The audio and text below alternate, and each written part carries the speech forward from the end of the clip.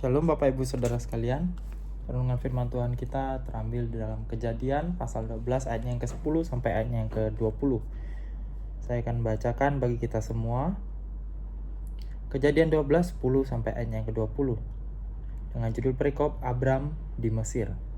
Ketika kelaparan timbul di negeri itu, pergilah Abram ke Mesir untuk tinggal di situ sebagai orang asing, sebab hebat kelaparan di negeri itu.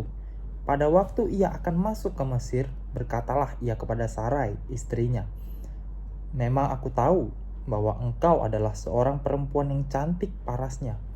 Apabila orang Mesir melihat engkau, mereka akan berkata, 'Itu istrinya.' Jadi mereka akan membunuh aku dan membiarkan engkau hidup. Katakanlah bahwa engkau adikku, supaya aku diperlakukan mereka dengan baik karena engkau, dan aku dibiarkan hidup oleh sebab engkau." Sesudah Abram masuk ke Mesir, orang Mesir itu melihat bahwa perempuan itu sangat cantik. Dan ketika punggawa-punggawa Fir'aun melihat Sarai, mereka memuji-mujinya di hadapan Fir'aun, sehingga perempuan itu dibawa ke istananya. Dan kemudian Fir'aun menyambut Abram dengan baik-baik, karena ia mengingini perempuan itu, dan Abram mendapat kambing domba, lembu sapi, keledai jantan, budak laki-laki dan perempuan, keledai betina dan unta.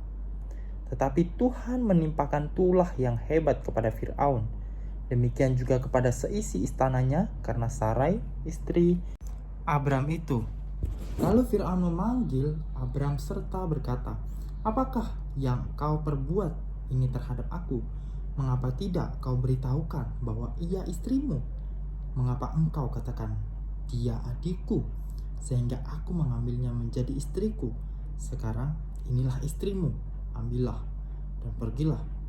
Lalu Fir'aun memerintahkan beberapa orang untuk mengantarkan Abram pergi bersama-sama dengan istrinya dan segala kepunyaannya. Bapak Ibu Saudara, perenungan tema firman Tuhan kita pada hari ini adalah pemeliharaan Allah dan kesalahan Abram. Bapak Ibu Saudara, di dalam perjalanan Abram di Mesir, kita bisa melihat bahwa di dalam perjalanan iman seringkali kita diperhadapkan dengan berbagai tantangan yang menguji sejauh mana kita percaya kepada Tuhan. Nah, Bapak Ibu Saudara, kita bisa melihat melalui kisah Abram ini bagaimana adanya ketakutan, ada kekhawatiran yang dapat mempengaruhi bagaimana keputusan yang kita ambil. Namun Bapak Ibu Saudara, kita bisa melihat bahwa di dalam perjalanan Abram, Allah tetap penuh dengan kasih setia, memelihara dirinya. Dan kita bisa melihat Bapak Ibu Saudara, bagaimana Abram menghadapi bencana kelaparan, sehingga yang terjadi adalah ia harus pergi ke Mesir. Tetapi Bapak Ibu Saudara, ketika ia sampai, yang terjadi adalah Abram takut karena istrinya itu begitu cantik, yaitu Sarai. Nah, dan ia merasa bahwa kecantikan istrinya ini bisa membuat dirinya itu terbunuh oleh karena mereka itu menginginkan Sarai. Sehingga Bapak Ibu Saudara, yang terjadi adalah Abram itu berusaha meminta Sarai untuk mengaku bahwa Sarai itu adalah saudarinya Abram. Walau Bapak Ibu Saudara, keputusan yang ia lakukan ini memberikan keamanan, tetapi Bapak Ibu Saudara, ini justru menunjukkan juga bahwa menunjukkan bagaimana kurangnya kepercayaan Abram kepada Allah pada saat itu. Nah, Bapak Ibu Saudara, kita bisa melihat bahwa oleh karena kebohongannya, kita bisa melihat bahwa Abram malah menempatkan istrinya itu dalam situasi yang sulit. Karena Sarah itu dibawa ke dalam istana Fir'aun. Akan tetapi Bapak Ibu Saudara, Allah tidak membiarkannya. Allah tidak membiarkan begitu saja. Tetapi Allah menimpakan tulah kepada Fir'aun. Sehingga yang terjadi adalah Fir'aun akhirnya mengetahui kebenaran yang sesungguhnya, bahwa Sarah itu adalah istrinya Abram. Sehingga ia mengembalikan Sarai kepada Abram. Kemudian menyuruh mereka pergi dari Mesir dengan segala miliknya.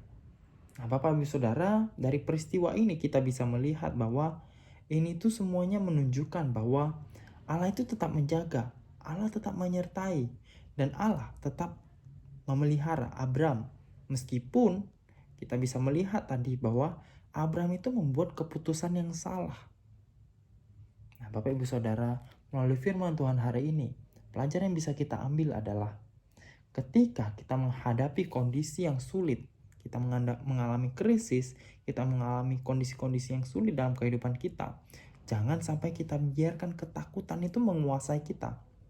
Yang harus kita ingat adalah bahwa Tuhan akan senantiasa mengingat janji-janjinya serta berkuasa di dalam kehidupan kita, menolong dan memelihara setiap kita.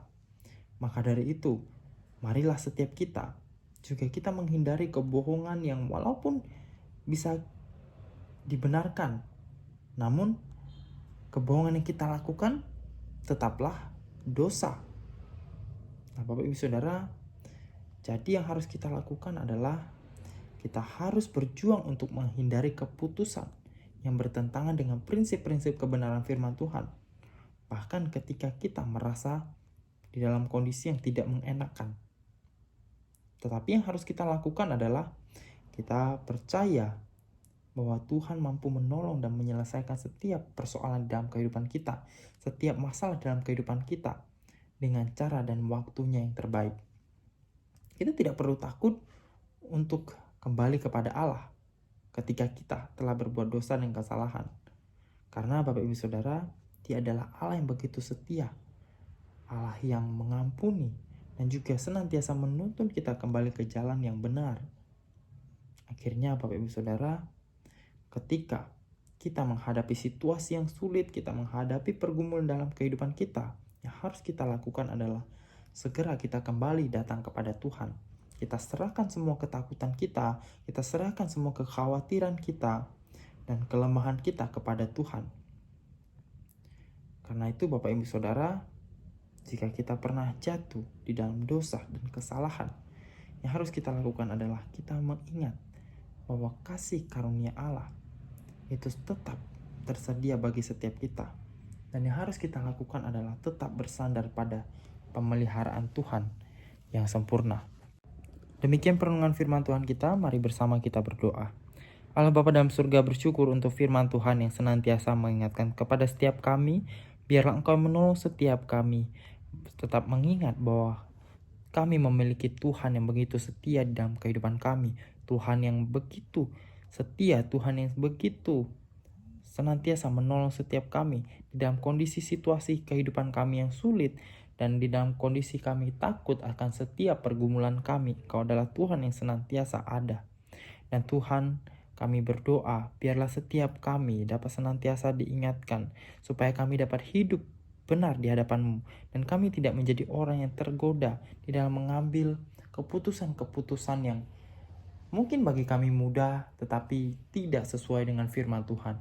Biarlah setiap kami diingatkan ketika kami mengambil keputusan, biarlah setiap kami mengambil keputusan yang terus berpatok kepada firman Tuhan. Terima kasih ya Tuhan. Kami juga bersama-sama bersyukur bahwa hari ini ada saudari kami yang berulang tahun, yaitu saudari Elena Angelica. Biarlah Engkau yang menolong Bapa di dalam rencana masa depannya. Biarlah Engkau yang senantiasa menolong di dalam kehidupannya. Biarlah Engkau yang senantiasa memimpin, menuntun kehidupannya. Kami juga berdoa ya Bapa untuk pertumbuhan imannya bersama-sama dengan Engkau. Biarlah bertambahnya usia, biarlah Elena juga senantiasa menjadi anak Tuhan yang senantiasa belajar firman Tuhan dan terus bertumbuh di dalam Tuhan. Kami juga berdoa untuk keluarganya, biarlah Engkau yang senantiasa anugerahi kesehatan, Engkau yang anugerahi segala kecukupan bagi keluarga mereka ya Tuhan. Terima kasih ya Tuhan, di dalam nama Tuhan Yesus kami berdoa dan mengucap syukur. Amin.